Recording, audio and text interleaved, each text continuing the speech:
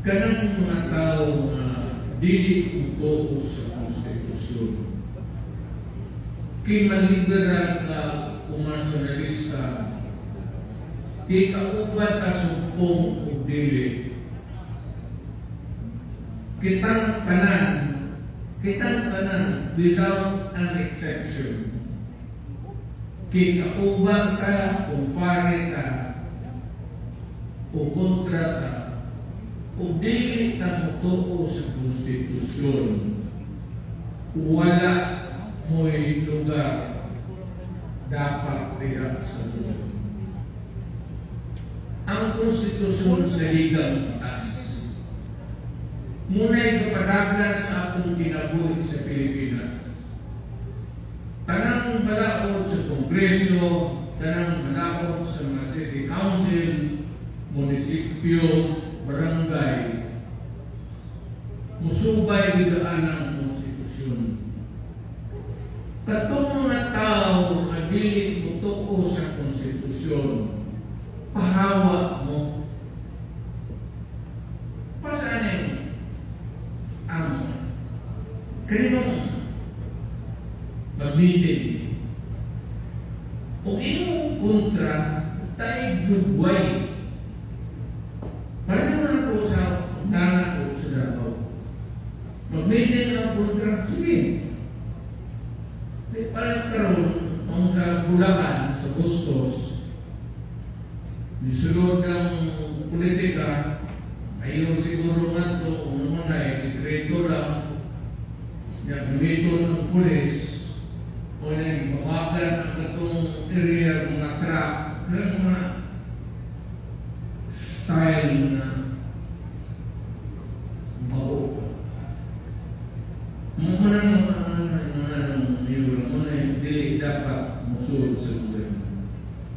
If you cannot respect the Constitution, then you have no business staying with government.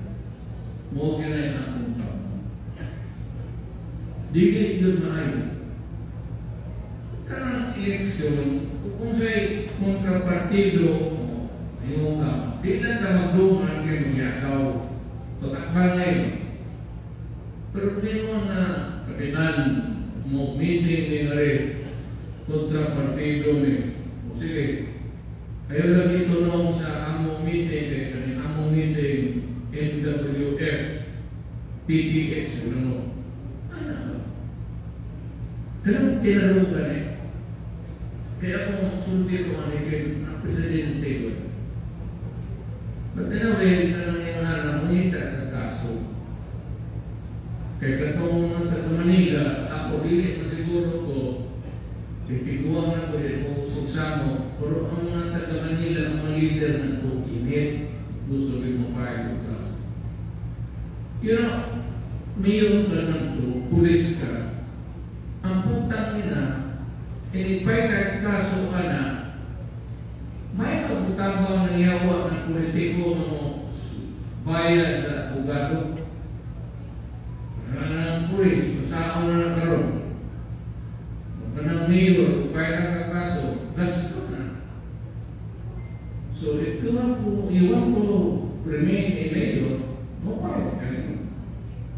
So, additional headache, and just because you do not want to obey the Constitution, manatigon, the right of the people to peaceably assemble or either dress or be.